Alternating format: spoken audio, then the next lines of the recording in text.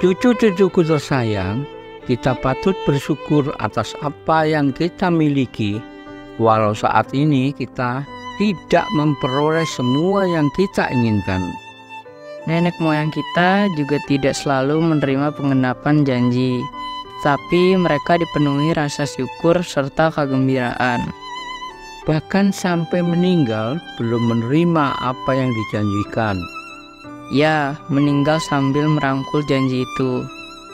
Kita memang seharusnya puas terhadap apa yang dimiliki dan dipenuhi rasa sukacita, menantikan yang akan diperoleh. Inilah tabiat orang percaya dan harap kita juga belajar seperti ini. Contoh yang sama juga diberikan buat murid-murid Yesus. Di tengah keputusasaan tanpa pengharapan, mereka belajar untuk taat pada gurunya. Maukah kalian semua melakukan hal yang sama? Halo adik-adik yang terkasih dalam Tuhan, kita berjumpa kembali di dalam renungan BDKA pada hari ini ya. Kalian siap untuk mendengarkan firman Tuhan? Siapkan terlebih dahulu alat-alat baca Alkitab untuk kita bisa merenungkan firman Tuhan. Sebelumnya, mari kita bersatu di dalam doa. Tuhan Allah Bapa kami datang menghadap Engkau supaya Engkau menguduskan kami, melayakkan kami Tuhan. Untuk dapat memahami firman-Mu, bertumbuh dan berbuah dalam kehidupan kami setiap hari.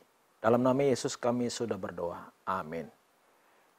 Nah, adik-adik terkasih dalam Tuhan, topik kita pada hari ini adalah walau tak masuk di akal, Simon Petrus taat.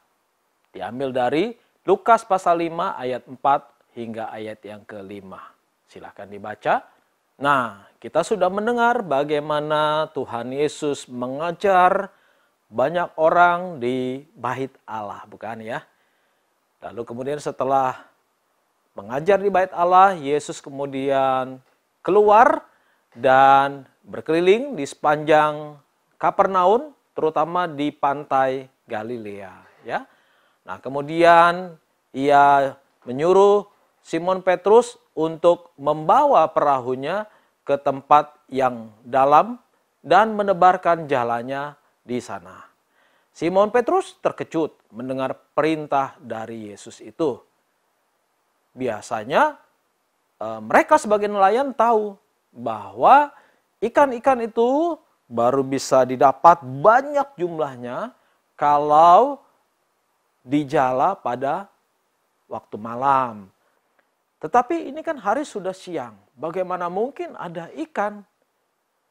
Sebelumnya mereka telah menjala ikan sepanjang malam sampai subuh. Tetapi mereka pulang tanpa hasil. Mereka menjadi sedih, letih, lelah, ya. Tetapi ketika Yesus mengajak mereka heran dengan ajakan Yesus. Simon mungkin berkata dalam hatinya, memangnya dia ini siapa sih? Apakah dia nelayan? Apakah dia seorang pakar? Dia kan adalah guru Taurat. Dan dia dari latar belakang tukang kayu kan? Bukankah ibu bapaknya adalah Yusuf dan Maria dan mereka berasal dari latar belakang tukang kayu? Bagaimana mungkin dia mengerti teknik-teknik cara menangkap ikan? Kami ini sudah semalaman, tapi tanpa hasil. Mengapa orang ini begitu menjadi sok tahu ya? Namun Petrus juga menyadari ya adik-adik bahwa Tuhan Yesus itu adalah bukan sembarang guru. Ya, nah dia kemudian mencoba taat dan mengikuti perintah dari Tuhan Yesus. Ya, Petrus berkata, karena engkau yang menyuruhnya, aku akan menebarkan jalaku. Wow, luar biasa ya. Sebagai seorang nelayan yang berpengalaman, Simon Petrus itu cukup rendah hati, ya. Dia rendah hati mau mendengar anjuran, saran dari Yesus. Yesus yang berasal dari latar belakang tukang kayu, memberikan saran kepada seorang nelayan yang sudah berpuluh-puluh tahun berprofesi sebagai nelayan. Ya, tapi sarannya itu diikuti oleh Simon Petrus. Nah, dari sini adik-adik, kita bisa belajar bagaimana kerendahan hati itu penting, perlu, ya. Kerendahan hati itu adalah syarat untuk menjadi seorang murid. Nah, tidak heran kita melihat bahwa Tuhan Yesus memilih dan memanggil Simon Petrus untuk menjadi salah seorang muridnya. Karena Tuhan Yesus Tuhan, Dia tahu apa yang ada di dalam hati orang. Dia tahu Simon Petrus walaupun seorang yang memang sudah berpengalaman, berpengetahuan, tetapi dia tidak sombong. Dia mau mendengarkan saran dari gurunya. Ya, rendah hati itu adalah satu sifat, anak-anakku, satu watak yang baik. Rendah hati berarti kita itu mau merendahkan diri kita, ya, terhadap orang lain yang lebih pinter, yang lebih berpengalaman, ya, yang lebih baik dari kita. Bahkan dalam hal Simon Petrus, Yesus yang kurang berpengalaman sebagai nelayan, dia pun mau mendengar dan mau belajar. Ia tidak memandang Yesus dengan sebelah mata. Dia menjalankan perintah Yesus. Sifat Simon Petrus ini harus kita miliki juga dalam hidup kita, adik-adik, ya. Kita perlu memupuk itu dari diri kita sejak kita kecil, ya, supaya kita boleh menjadi seorang yang besar nantinya, seorang yang hebat dari hal-hal yang kecil. Kita belajar dari orang lain yang lebih pandai, yang lebih berpengalaman, ya, yang tentunya mereka bisa kita serap ilmunya, bukan? Kita bisa menyerap ilmu yang mereka miliki, ya. Katakanlah temanmu itu adalah seorang yang pandai bermain gitar, ya.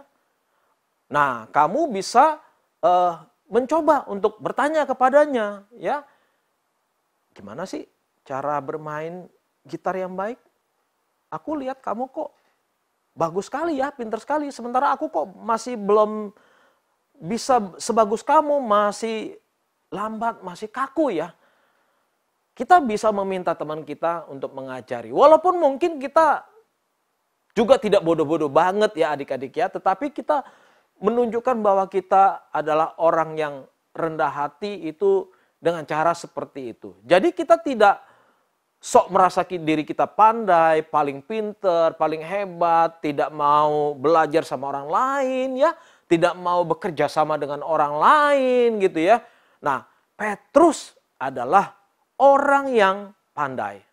Tetapi Petrus mau diajar oleh Tuhan Yesus yang dari latar belakang tukang kayu. Tetapi Yesus sendiri bukan sembarangan tukang kayu, adik-adik ya. Yesus memiliki pengetahuan yang tidak terbatas. Karena ia adalah Tuhan. Pengetahuan Yesus soal hal-hal rohani itu adalah didapat dari hikmat Roh Kudus, Roh Allah yang menyertainya karena dia sendiri adalah Tuhan. Tetapi juga di dalam hal-hal fisik, ya. Di dalam pengetahuan-pengetahuan yang bersifat umum, ya. Yesus tahu banyak. Yesus bukan hanya tahu soal rohani, tetapi Yesus juga tahu soal pajak. Ketika banyak orang bertanya tentang hal pajak, ya. Ada orang yang bertanya kepada Yesus, Yesus, Tuhan, bagaimana kami harus membayar pajak? Yesus menjawab, berilah kepada Kaisar apa yang harus diberikan kepada Kaisar, dan berilah kepada Tuhan apa yang harus diberikan kepada Tuhan. Tapi selain itu, Yesus juga memiliki pengetahuan tentang pertanian. Ia tahu soal bagaimana bertani, ya. Di dalam perumpamaan-perumpamaan Yesus misalnya kita lihat ya, bahwa Tuhan Yesus mengajar orang banyak dengan perumpamaan benih ya. Benih yang baik itu ditanam harus di tanah yang baik. Karena ada berbagai jenis tanah. Tanah yang berbatu-batu, tanah yang berumput, tanah yang kualitasnya tidak baik ya. Tetapi ada juga tanah yang kualitas yang baik, yakni tanah yang subur. Nah, berarti di sini Tuhan Yesus bukan sembarangan guru. Ya, Tuhan Yesus itu adalah Tuhan, guru, tetapi mengetahui berbagai hal. Karena itu marilah kita sebagai murid-murid Kristus, kita belajar untuk menjadi orang yang rendah hati. Ya, mau belajar dari orang lain. Jangan segan-segan bertanya. Karena ada pepatah mengatakan apa? Malu bertanya, sesat di jalan. Kita malu bertanya, maka kita tidak tahu kemana kita pergi dan kita bisa tersesat. Kita malu bertanya, kita akan menjadi manusia yang bodoh seumur hidup. Ya. Tapi jikalau kita rajin bertanya, apalagi zaman sekarang adik-adik, media bertanya itu banyak. Ya. Kita bisa bertanya kepada guru, ya, kepada kakak rohani. Juga kita bisa bertanya di media sosial. Ya. Ada Google ya, yang bisa kita tahu, kita tanya, searching. Ya, tinggal Google memberikan jawaban dan kita bisa belajar dari jawaban-jawaban yang diberikan oleh Google sebagai informasi bagi kita. Kiranya kita semua boleh terus belajar dan menjadi murid yang rendah hati. Mari kita bersatu dalam doa. Terima kasih ya Tuhan atas firman Tuhan pada hari ini. Kami boleh belajar bagaimana menjadi murid. Tidak mudah merendahkan diri, merendahkan hati, tapi kami mau dibentuk dan diajar oleh Tuhan. Dalam nama Yesus kami sudah berdoa. Amin.